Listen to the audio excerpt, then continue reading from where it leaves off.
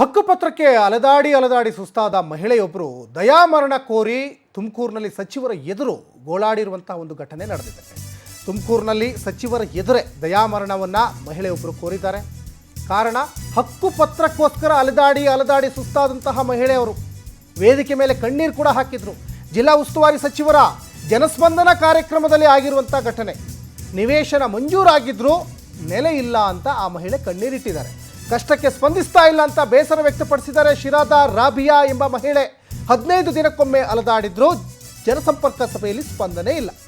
ಹಕ್ಕುಪತ್ರಕ್ಕೆ 25,000 ರೂಪಾಯಿ ಕೇಳ್ತಾ ಇದ್ದಾರೆ ಅಂತ ಮಹಿಳೆ ಕಿಡಿಕಾರಿದ್ದಾರೆ. ಇದು ತುಮಕೂರಿನಲ್ಲಿ ಸಚಿವರ ಎದುರೇ ದಯಾಮರಣವನ್ನ ಕೋರಿರುವಂತಹ ಮಹಿಳೆ ನೋಡಿ.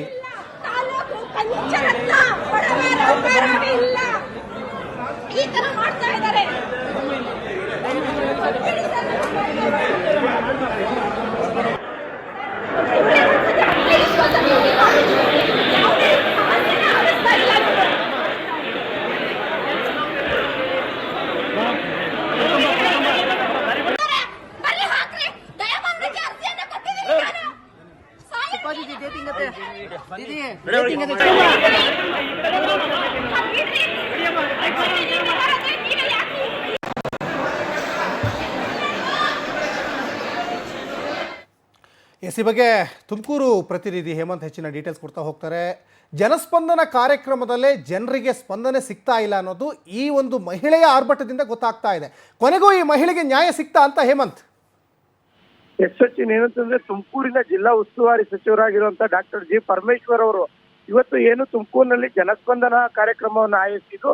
ಈ ವೇಳೆಯಲ್ಲಿ ಶಿರಾದ ರಾಬಿಯಾ ಅನ್ನುವಂತ ಮಹಿಳೆ, ಮುಸ್ಲಿಂ ಮಹಿಳೆ, ಕಳೆದ 2024ರಲ್ಲಿ ಸಿದ್ದರಾಮಯ್ಯನವರು ಏನು ತುಮಕೂರಿಗೆ ಆಗಮಿಸಿದ್ರು. ಆ ವೇಳೆಯಲ್ಲಿ ನೀಡಿದಂತ ಭರವಸೆ ಏನಿತ್ತು, 20 ಮತ್ತೆ 30ರ ನಿವೇಶನವನ್ನ ನೀಡ್ತೇವೆ ಅಂತೇಳಿ, ಅದರ ಹಕ್ಕುಪತ್ರವನ್ನ ಸರ್ಕಾರಿ ಅಧಿಕಾರಿಗಳು ಕೊಡ್ತಾ ಇಲ್ಲ. ಸುಮಾರು 25,000ದಷ್ಟು ಹಣವನ್ನ ಲಂಚವನ್ನ ಕೇಳ್ತಾ ಇದ್ದಾರೆ. ಹಾಗಾಗಿ ನನಗೆ ಜೀವನ ನಡೆಸಲಿಕ್ಕೆ ಕಷ್ಟ ಆಗಿದೆ, ನನಗೆ ದಯಾಮರಣವನ್ನು ನೀಡಿ ಅಂತ ಹೇಳಿ ಒತ್ತಾಯವನ್ನು ಮಾಡಿ ಮನವಿಯನ್ನ ಸಲ್ಲಿಸಿದ್ರು. ಈ ವೇಳೆ ಆಕೆ ಒಂದಷ್ಟು ಹಾಡಿನ ಮೂಲಕ ಸಿದ್ದರಾಮಯ್ಯ ಬಾರಯ್ಯ ಅಂತ ಹೇಳಿಲ್ಲ, ಹಾಡಿನ ಮೂಲಕ ಎಲ್ಲ ಮನವಿ ಸಲ್ಲಿಸಿದ ಸಂದರ್ಭದಲ್ಲಿ ಆಕೆಯನ್ನ ಸರ್ಕಾರಿ ಅಧಿಕಾರಿಗಳೇ ಹೊರ ಹಾಕುವಂತ ಕೆಲಸ ಕೂಡ ಆಯ್ತು ಅಂತ ಹೇಳಿ ಹೇಳಕ್ ಇರೋದು. ಇಲ್ಲಿ ಪ್ರಮುಖವಾಗಿ ಗಮನಿಸಬೇಕಾಗಿರುವಂತದ್ದು ಏನು, ಮಹಿಳೆಗೆ 2024ರಲ್ಲಿ ಸಿದ್ದರಾಮಯ್ಯನವರು ಭರವಸೆಯನ್ನ ಕೊಟ್ಟಿದ್ರು, ನಿವೇಶನ ಕೊಡ್ತೀವಿ ಅಂತ ಹೇಳಿ.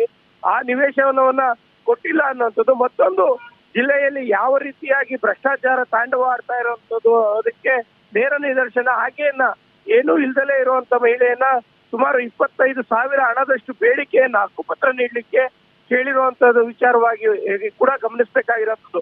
ಜಿಲ್ಲಾ ಉಸ್ತುವಾರಿ ಸಚಿವರಾದಂತ ಪರಮೇಶ್ವರ್ ಅವರು ವೇದಿಕೆ ಮೇಲಿದ್ರು ಕೂಡ ಆಕೆಗೆ ಸತ್ಯ ನ್ಯಾಯ ಸಿಕ್ಕಿಲ್ಲ ಅನ್ನುವಂಥದ್ದು ಆಕೆಯ ಮಾತಾಗಿರುವಂತದ್ದು. ಸಚಿನ್, ಧನ್ಯವಾದ ಹೇಮಂತ್ ತಮ್ಮೆಲ್ಲ ಡೀಟೇಲ್ಸ್ಗಾಗಿ.